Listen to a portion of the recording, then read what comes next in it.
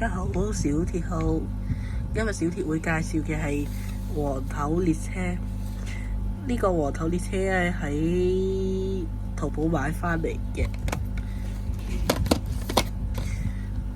普通車廂啦入面，跟住就列車購同埋可互動車輛，Timmy 微影同港鐵一齊合作嘅。好啦，而家開箱。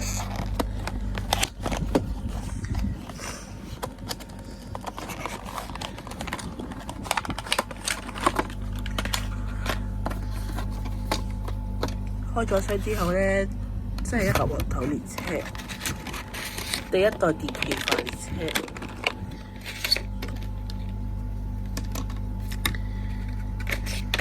係啊，同黃頭一模一樣。普通車廂，之前呢度呢，我喺網上睇嗰陣呢都係好平嘅，跟住原來呢度都係有啲卡啦卡嘅，一個連接器啦，剎車扣嗰啲啦，唔講咁多啦。跟住車尾冇乜分別，同一個烏龍頭。呢個係我自己改裝嘅烏龍頭。改裝到冇晒窗嘅，同烏龍頭車尾冇乜分別。呢兩度都冇乜分別，不過呢度咧係一格格嗰啲咧，跟住烏龍頭係冇車廂門嘅，黃頭就有。烏龍頭你可以講先啊，唔該你先。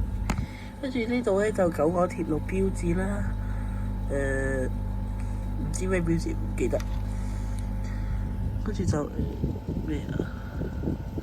小心與同空隙，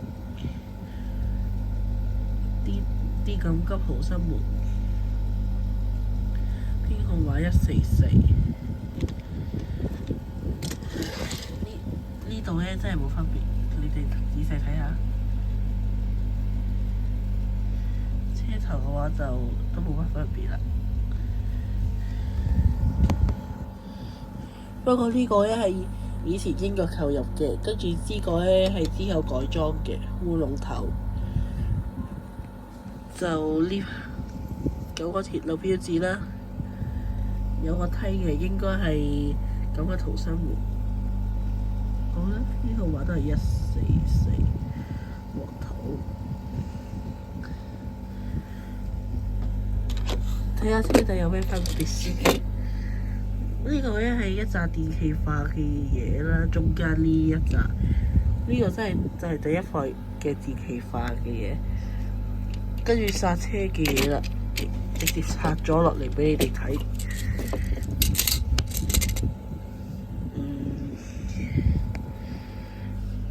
車頭呢度冇乜分別，跟住之後就有啲分別，就暫時拆住俾你哋睇先。跟住烏龍。呢個係黃頭嘅，跟住烏龍頭，兩個冇乜分別。今日就條片介紹到咁多，下條嘅片呢，我哋會介紹日本 JR 列車嘅。多謝大家。